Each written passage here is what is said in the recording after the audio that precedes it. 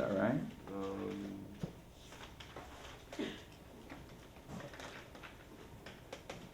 So in this formula, z equals x minus x bar over s. This is my z-score or standard score, okay?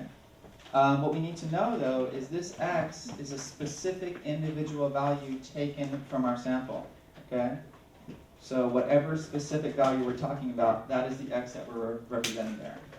X bar is always the sample mean, and s is always the sample standard deviation, okay? All right, let's do an example. Let's say, example 1, scores on a standardized test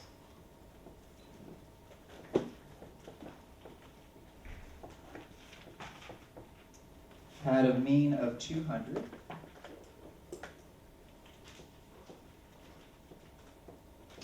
and let's say the standard deviation was 10. Okay? So scores on a test, standard deviation of 10, and the mean was 200. And let's do maybe, I don't know, 3 questions. Number 1, find the z-score for x equals 250. Okay, so it's really important we understand what that means. So somebody who took this standardized test scored a 250 on it, and we're finding the z-score for that person's score, okay, or the z-value for that person's score. All right, and then do 180, and then do 225. Okay, so go ahead, spend a few minutes, and calculate these 3 z-scores, and then we can talk just a little bit about this. They all follow the same formula, x minus x bar over s. So take your time and do that.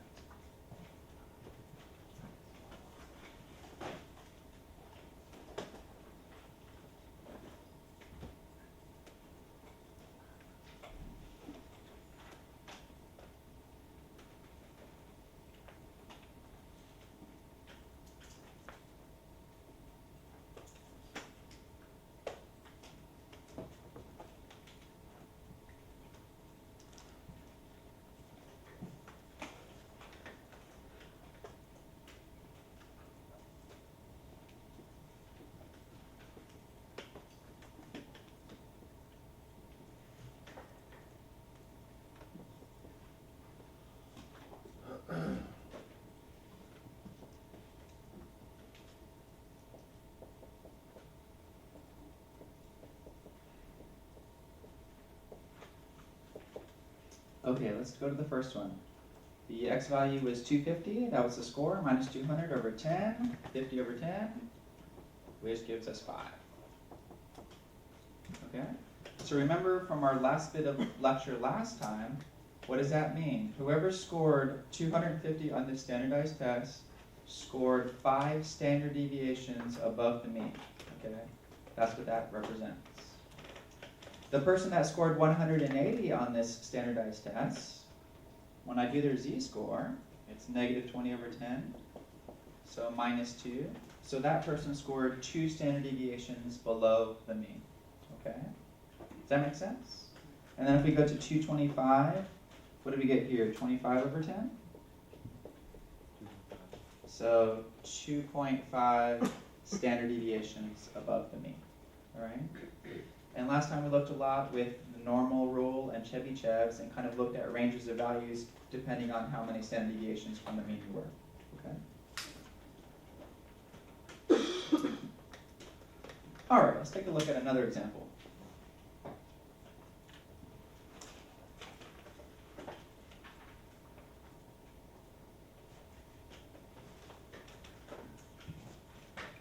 All right, you took a math test and you scored a 60. So you took a math test, you scored a 60, and you find that the mean of that test was 54 and the standard deviation was 3.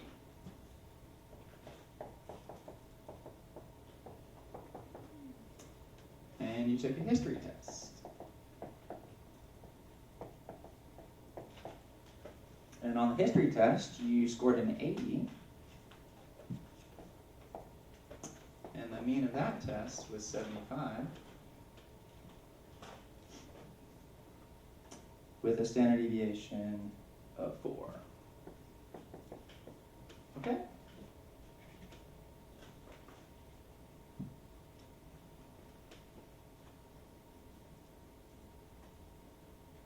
So the directions are pretty simple here. Which test did you do better on compared to the rest of the people who took it? Okay? Which test did you do better on compared to the rest of the class? Find the z-score for both, and that'll be your answer.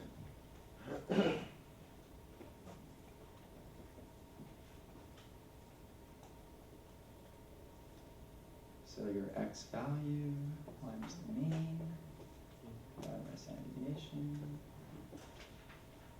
So with your math test, you should have gotten 2, which means you scored 2 standard deviations above the mean. And for the history test,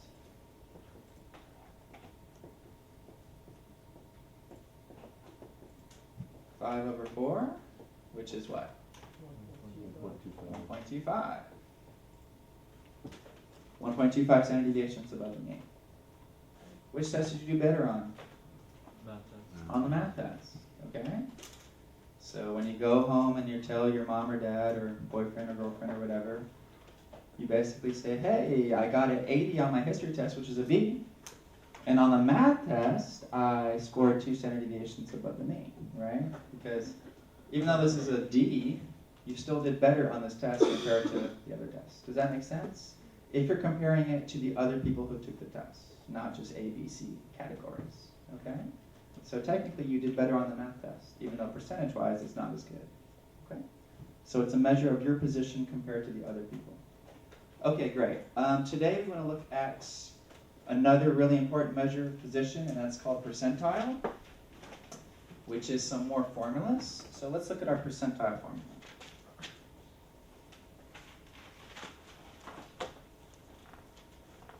Okay, the percentile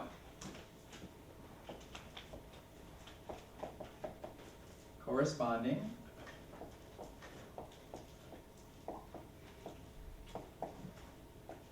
percentiles corresponding to a given x value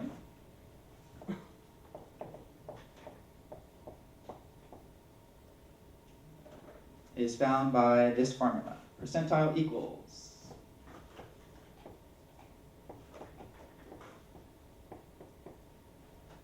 number of values below x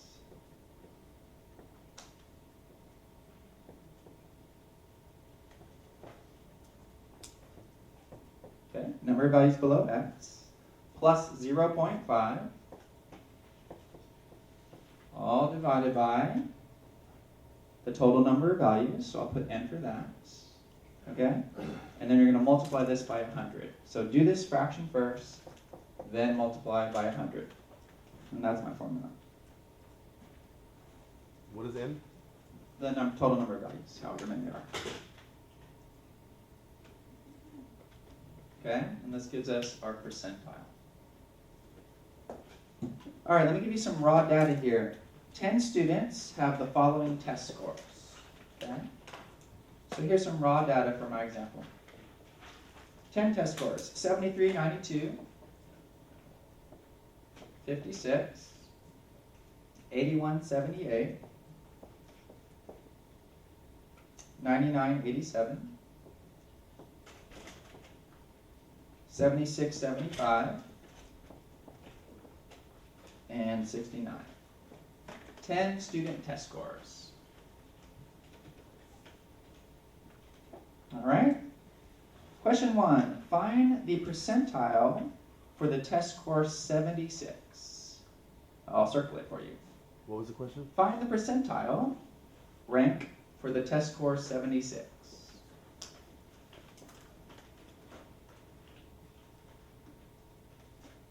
Okay, seems easy enough. Here's my formula. Percentile equals number of values below x plus 0.5 divided by n times 100. Okay? So number of values below x. Well, for this first example, my x is 76. So how many test scores are below 76? I need to count those, okay? So if you have a lot of data, you're going to have to sort it and put it in order. With 10 values, you could probably get away with just, marking off which ones are below 76. How many are below 76?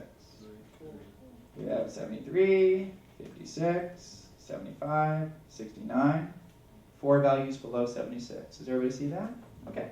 So in my formula, percentile, number of values below 76 is 4 plus 0.5 divided by how many test scores are in my example?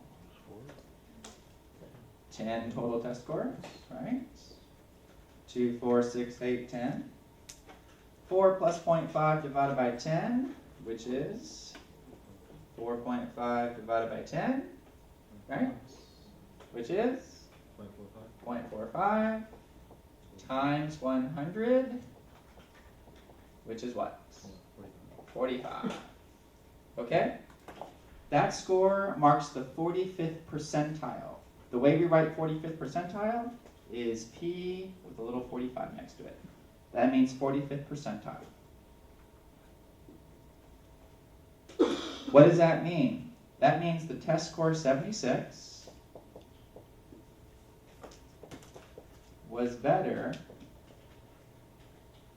than 45% of the class. Okay? 45% of people who took the test. I'm just going to put the class.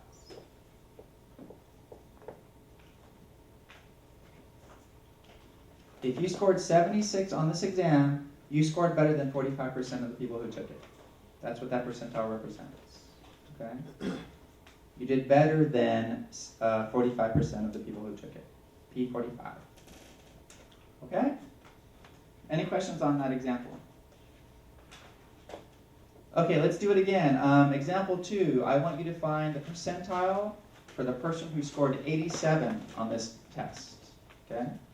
Find the percentile for the person who scored 87 on this test. Go through the exact same formula. How many values were below 87? Go ahead and work it out.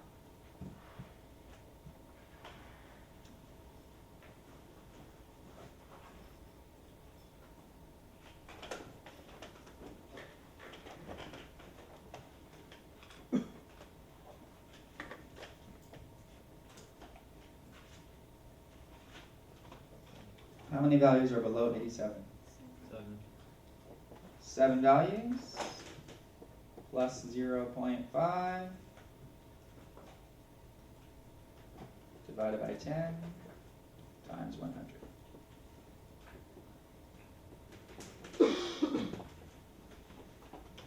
Hopefully everybody got 75th percentile.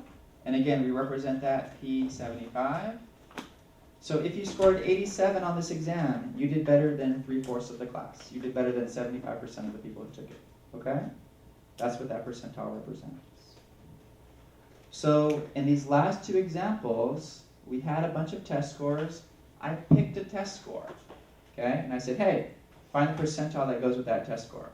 Is everybody with me on that? I picked an X value. I said, okay, look at this guy who got 87. Find his percentile. Or look at who scored 76. Find that person's percentile. Okay? Now I'm going to give you a formula to go the opposite way.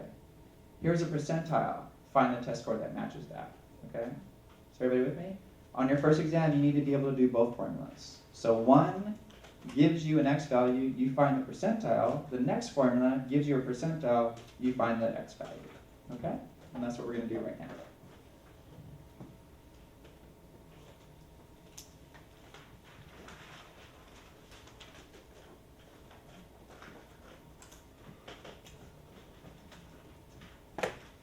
Okay, so finding an X corresponding to a given percent. So finding a data value X, I'll just put finding X for a given percentile. All right, here's your formula.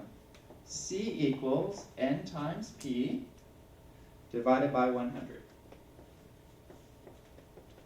C equals N times P divided by 100. Okay. N is, as always, what is N? Yeah, the total number of values or your sample size, okay?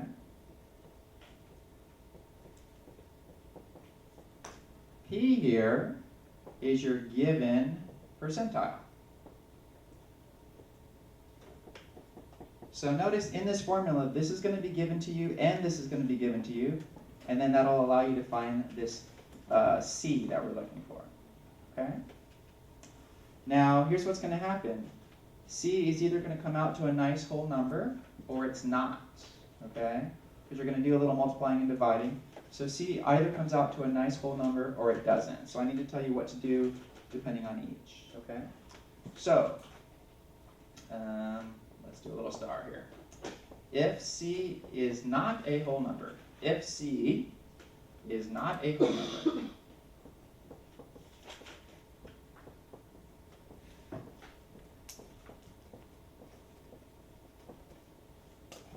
so I do the division and I come up with a little decimal or fraction. If C is not a whole number, round up to the next whole number.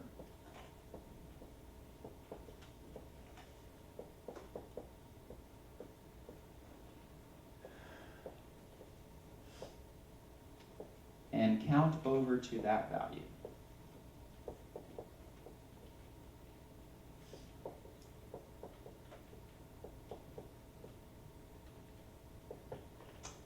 If C is not a whole number, round up to the next whole number and count over to that value. All right? And then let's just stop there for a second. Let's do a problem where C is not a whole number, and then we'll come back and show you what happens if C is a whole number. Okay, let's use are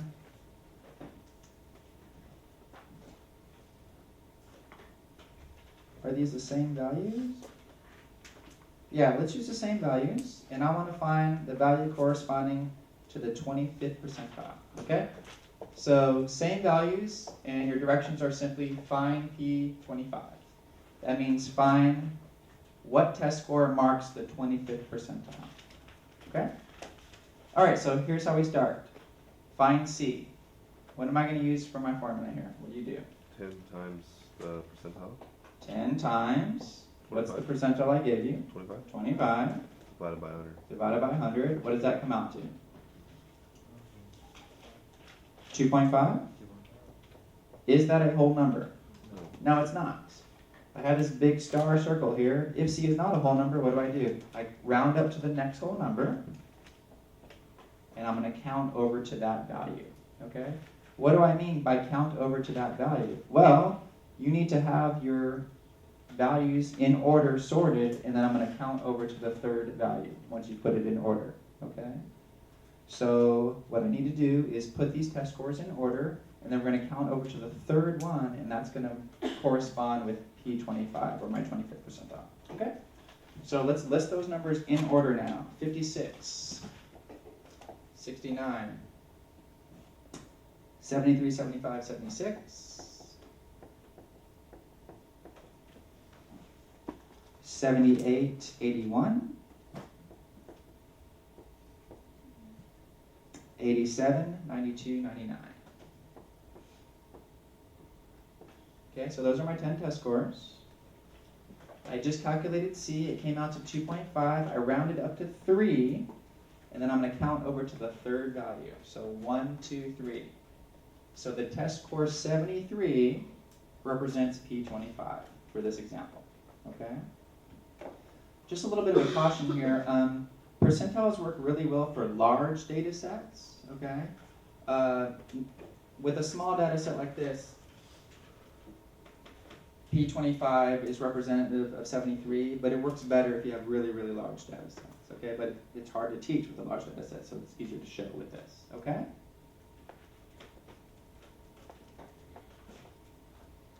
All right. Find P70. So our answer is C equals 73. No, C doesn't equal 73. This is the test score that marks the 25th percentile. C actually was 3. 3, right? Yeah. Okay. Find P70. Now, before I do that one, I need to answer the question, what happens if C is a whole number? Okay? So in your notes, if C is a whole number, here's what you do.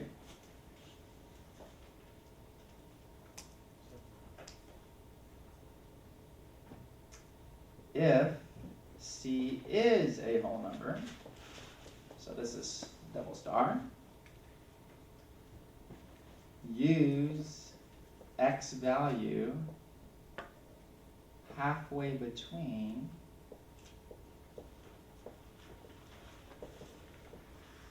spots C and C plus 1. That's what we have to do. If it is a perfect whole number, you're going to use the X value halfway between spots C and C plus 1. Okay? So let's go through this example, and hopefully it'll be more clear when we do it. Alright, so what I want you to do now is find the 70th percentile, or P70. Okay, so remember what we're trying to do. We're trying to find what test score marks the 70th percentile. Okay? Go through your formula. What do you get for C? C equals 10 times 70 divided by 100, and that comes out to 7. Does everybody see that? Comes out to a perfect whole number 7. If C is a whole number, you want to use the X value halfway between C and C plus 1. In this case, C is 7, C plus 1 is 8. Okay, so I need to go to spot 7 and 8. 1, 2, 3, 4, 5, 6, 7, and 8. 81 and 87 are my test scores for spots 7 and 8. I need to use a test score halfway in between there. So how do I do that? Add them up and divide by 2. If you add 81 and 87 and divide by 2, what do you get? 84. So to answer this question, 84 is the test score that marks the 70th percentile. Okay? Some of these get a little bit tricky, so please make sure you have your notes and how to sort and follow the examples. What does P70 mean in terms of scoring 84? So the person that scored 84 did what? Scored better than 7% of the people in the class. Better than 70% of people who took the test. Okay? What is the highest percentile you can have? 99? 99 is the highest. Why? You can't score better than yourself? Yeah, you can't score better than yourself. You can score better than 99% of people. You can't score better than yourself. Okay? So that's really important to know. So when we break down percentiles, we have P1 up to P99. That's the highest percentile you can have. All right? But we also have other tiles, and in fact, one of them you've already learned, quartile. Q1, Q2, and Q3. Q1 is the 25th percentile. Okay? So Q1 is the same thing as P25. Q2, which is the same thing as the median, which is the 50th percentile. Okay, so Q2 is P50. And Q3, which is the 75th percentile. All right. Also, sometimes books use deciles. So D1 is the 10th percentile, D2 is the 20th percentile, on and on and on, up to D9, the 90th percentile. Okay? So a couple of things to make sure you know. Q1 is the same as P25. Okay? Q2, which is the same as P50, which is the same as the median. Q3 is P75. Okay?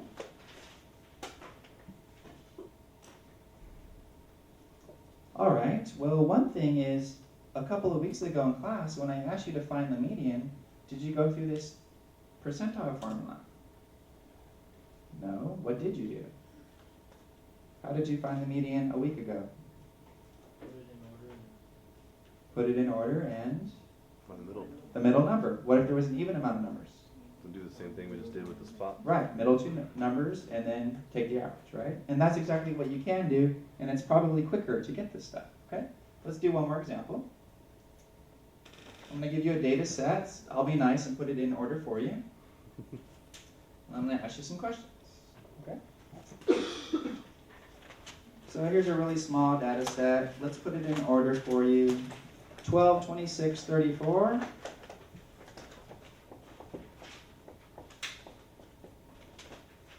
48, 50, 62.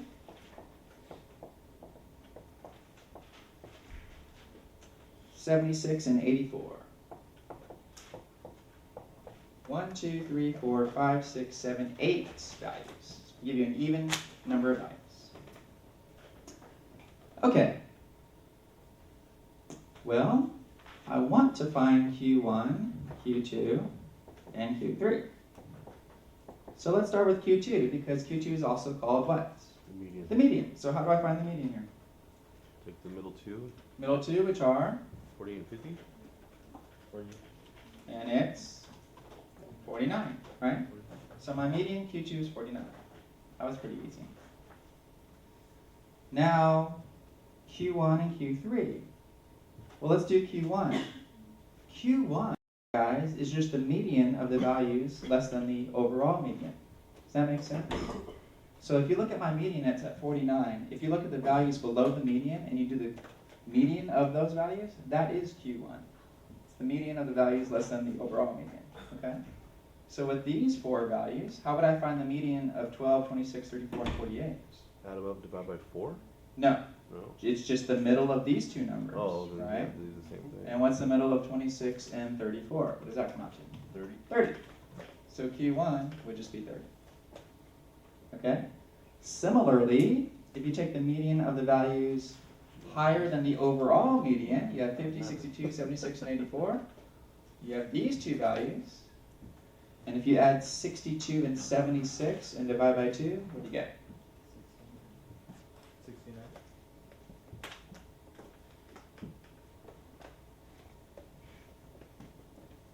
Okay? I didn't have to use my percentile formulas to do that. Okay? I just used what we learned earlier in the week. But it's important to know that this is the same as B25. So if you did your 25th percentile, you still get the same answer, but this is a quicker way to do it. Any questions on anything we did today? These are all measures of position. You need to be familiar with those, okay? Okay, great.